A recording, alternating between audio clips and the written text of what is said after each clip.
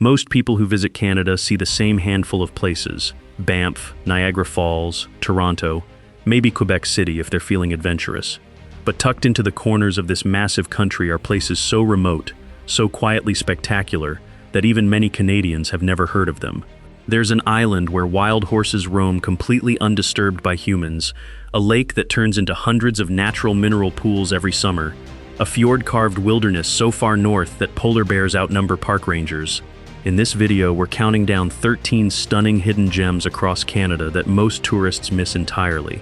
And I promise you, number one is a place so remote and so extraordinary that almost no one outside of Canada has ever heard its name.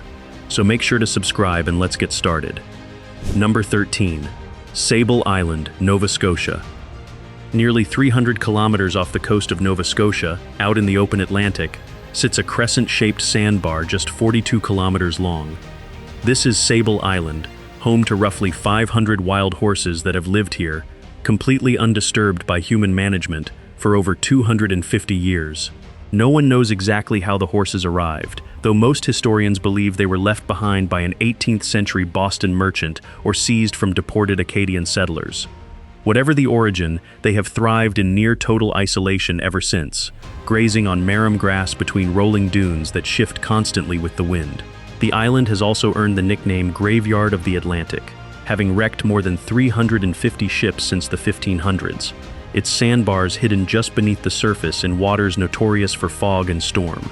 Today, access is tightly restricted, with only a small number of researchers and permitted visitors allowed to land each year. Sable Island remains one of the only places on Earth where an entire ecosystem, horses included, exists almost completely free of human interference. Number 12. Spotted Lake, near Osoyoos, British Columbia. In the dry, sun-baked hills of the Okanagan Valley sits one of the strangest bodies of water in the country. Spotted Lake contains one of the highest concentrations of dissolved minerals of any lake on Earth, including magnesium sulfate, calcium, and sodium sulfates. Every summer, as the water evaporates under the desert heat, it separates into hundreds of individual mineral pools, each ringed by crusted white mineral deposits and filled with water in different shades of yellow, green, and blue, depending on its exact mineral content. The lake has long held deep spiritual and medicinal significance for the Okanagan Syilx First Nation, who have used its mineral-rich mud and waters for healing for centuries. During the First World War, the site was even eyed by outside companies hoping to extract minerals for munitions production, though local advocacy eventually protected it. Today it sits behind a fence just off Highway 3, visible to anyone who pulls over, though few travelers realize what they're looking at as they drive past one of the most unusual lakes on the continent. Number 11. Dinosaur Provincial Park, Alberta. In the Badlands of southern Alberta, hoodoo rock formations and layered canyons stretch across a landscape that looks more like the American Southwest than the Canadian prairies. Dinosaur Provincial Park is a UNESCO World Heritage Site, and for good reason. More than 500 dinosaur specimens have been excavated from its exposed rock layers since 1889, representing at least 45 species that lived here roughly 75 million years ago, when the region was a lush, subtropical floodplain rather than dry grassland. Visitors can walk marked trails past exposed fossil beds, some still containing bone fragments visible right at the surface, protected under glass in outdoor display cases.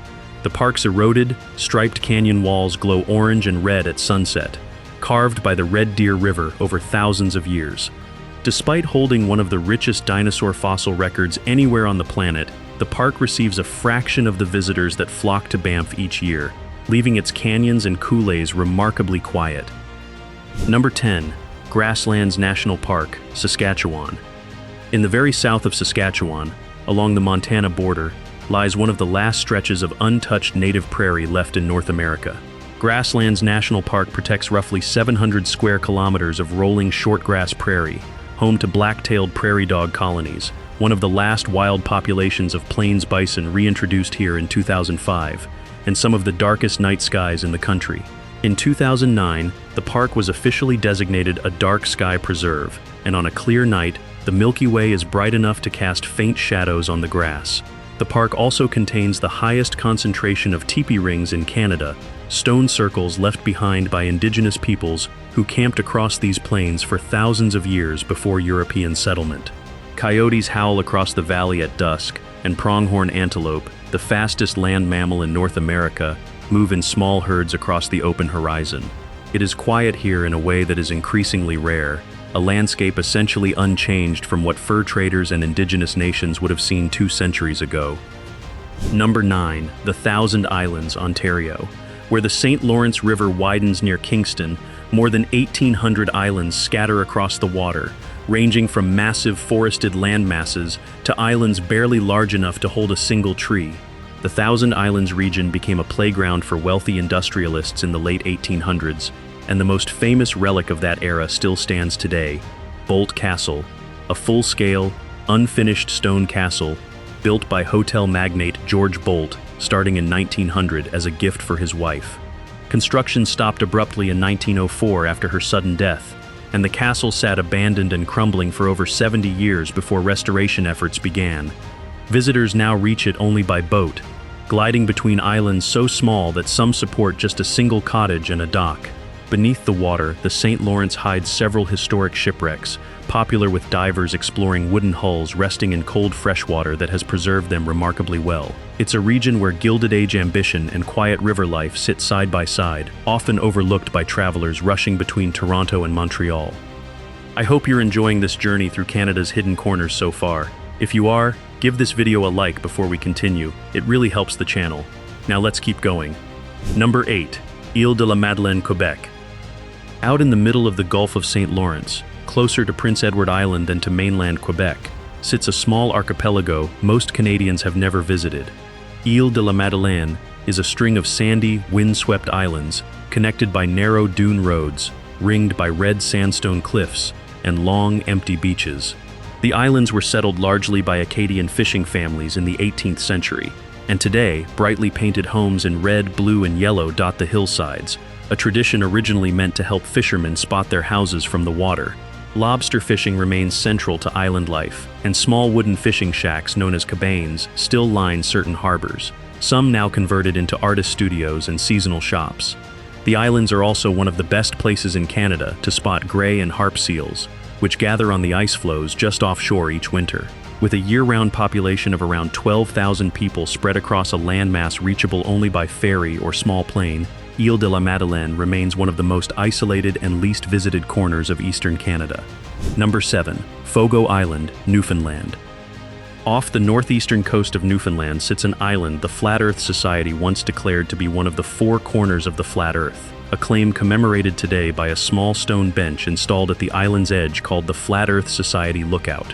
Fogo Island has just over 2,000 residents spread across a handful of small fishing outports, many built around the cod fishery that once defined the entire province's economy before its collapse in the early 1990s.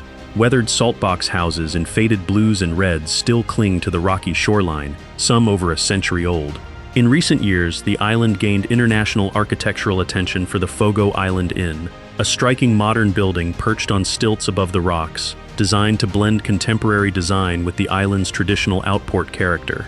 Icebergs drift past the coastline each spring, calved from Greenland's glaciers and carried south along what locals call Iceberg Alley. Despite its remoteness, or perhaps because of it, Fogo Island has become one of the most quietly celebrated destinations in the entire province. Number 6. Wells Grey Provincial Park, British Columbia. Deep in the interior of British Columbia, far from any major highway, Wells Grey Provincial Park hides one of the greatest concentrations of waterfalls in North America, and almost nobody outside the region knows it exists. Helmcken Falls, its centerpiece, plunges 141 meters over a volcanic cliff face, higher than the Eiffel Tower, thundering into a canyon carved through layers of ancient lava flow. In winter, the spray from the falls freezes into a massive ice cone at its base, sometimes rising over 30 meters tall, formed entirely from frozen mist. The park itself spans over 5,000 square kilometers of ancient volcanic plateau, old-growth forest, and glacier-fed lakes, yet receives only a small fraction of the visitors that flood into nearby national parks each year. Grizzly bears, moose, and mountain caribou move through valleys with almost no road access, and much of the park can only be explored by canoe or backcountry trail. For a province famous for its mountains, Wells Grey's real claim to fame, dozens of hidden waterfalls carved through volcanic rock, remains one of British Columbia's best-kept secrets. Number 5. Manitoulin Island, Ontario. Sitting in the northern waters of Lake Huron, Manitoulin Island holds a distinction few visitors realize. It is the largest freshwater island on Earth, and it even contains lakes of its own, large enough to hold their own islands within them. The island has deep spiritual significance to the Anishinaabe people, whose name for it roughly translates to Spirit Island, and it remains home to several First Nations communities that host some of the largest traditional powwows in Ontario each summer. Wildlife here is abundant and largely undisturbed, with black bears, white-tailed deer, and Massasauga rattlesnakes, one of Canada's only venomous snake species, found within the island's forests and rocky shorelines. Cup and Saucer Trail, one of the island's most popular hikes, climbs along limestone cliffs offering sweeping views across the North Channel toward the mainland. Despite its size, roughly the same landmass as the country of Trinidad and Tobago, Manitoulin remains largely unknown outside of Ontario, its quiet beaches and back roads a world apart from the cottage country crowds just a few hours south. Number 4. Twillingate, Newfoundland. Along the rugged northeastern coast of Newfoundland, the small fishing town of Twillingate has earned the nickname the iceberg capital of the world. Each spring, massive icebergs, some over 10,000 years old, break away from Greenland's ice sheet and drift south along the Labrador Current, passing directly by Twillingate's rocky shoreline in what locals call Iceberg Alley. Some of these icebergs tower over 40 meters above the waterline, with roughly 90% of their mass hidden beneath the surface. Boat tours carry visitors close enough to hear the low cracking and groaning sounds the ice makes as it slowly melts and shifts, occasionally calving off chunks with a sound like distant thunder. The town itself remains a working fishing community, its harbor lined with brightly painted stages and wooden docks that have supported the cod and now crab and shrimp fisheries for generations. In summer, humpback whales follow the same waters, drawn by capelin schools that arrive along the same coastline. Few places in the world let you watch 10,000-year-old ice drift past a working fishing village in real time. Number 3. Haida Gwaii, British Columbia. Roughly 100 kilometers off the northern coast of British Columbia, separated from the mainland by open, often stormy waters, lies an archipelago the Haida people have called home for over 10,000 years. Haida Gwaii's ancient temperate rainforest holds some of the largest and oldest Sitka spruce and western red cedar trees in the country, some over 1,000 years old, their trunks wide enough that several people linking arms cannot circle them. Scattered throughout the islands are the remains of abandoned Haida villages, including Esgang Gwai, a UNESCO World Heritage Site where dozens of weathered totem poles still stand, slowly returning to the forest exactly as Haida tradition intends, without restoration or preservation. Black bears here have grown to a uniquely large subspecies found nowhere else on Earth, feeding on the island's rich salmon runs each autumn. The islands remain one of the least populated and least visited regions of British Columbia, reachable only by ferry or small plane, protected in large part by the Haida Nation's decades-long fight to preserve their ancestral land from industrial logging. I hope you're still enjoying this list. If you haven't already, make sure to subscribe so you don't miss the rest of our Canada content. Now, let's move toward number 1. Number 2. Torngat Mountains National Park, Labrador. At the very northern tip of Labrador, where the Canadian mainland finally gives way to the Arctic, sits one of the most remote national parks in the entire country. Torngat Mountains National Park has no roads, no trails, and no permanent infrastructure of any kind. Visitors arrive only by chartered boat or helicopter, and travel through the park requires an Inuit bear guard at all times, since the region holds one of the highest densities of polar bears and black bears coexisting anywhere on Earth. The mountains themselves rise directly from fjords carved by glaciers, some peaks reaching over 1,600 meters, among the tallest in eastern North America. Their granite faces streaked with ancient rock nearly 4 billion years old, among the oldest exposed rock on the planet. The name Torngat comes from the Inuktitut word Torngate, meaning place of spirits, a name the Inuit have used for this landscape for thousands of years. With no permanent settlements inside its borders and only a small handful of visitors reaching it each year, Torngat remains one of the wildest, least altered landscapes left in North America. And now, number 1, the hidden gem that belongs at the very top of this list, Kluane National Park and Reserve, Yukon. Tucked into the southwestern corner of the Yukon, along the Alaska border, Kluane National Park and Reserve protects the largest non-polar ice field on Earth. a frozen expanse covering roughly 22,000 square kilometers, larger than some entire countries.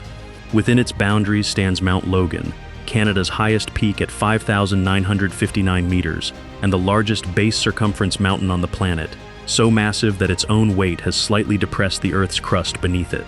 Despite protecting one of the most spectacular mountain landscapes in North America, Cluane receives only a small fraction of the visitors who travel to Banff or Jasper each year, largely because most of the park's ice fields and peaks remain accessible only by small aircraft or multi-day backcountry expeditions. Dall sheep move along the lower slopes in bright white herds, visible even from the Alaska Highway, while grizzly bears roam valleys that see almost no human foot traffic for months at a time. The Cluane region holds deep significance for the Southern Tutchone and Cluane First Nations, who have lived alongside these mountains for thousands of years, long before the park's boundaries were ever drawn. Even simply pulling off the highway near Kathleen Lake, where turquoise glacial water sits beneath jagged, snow-covered peaks, offers a view most travelers will never know exists, just off one of the most remote highways in the country. Of every hidden gem on this list, Cluane may be the most staggering, an ice field larger than some nations, hiding in plain sight along a road almost nobody drives to the end of. From wild horses on a sandbar in the middle of the Atlantic to an ice field the size of a small country tucked into the Yukon wilderness, Canada's true hidden gems rarely make it onto a postcard, and that's exactly what makes them worth seeking out. I hope you've enjoyed this video, so make sure to share it with your friends, and I'll see you in the next one.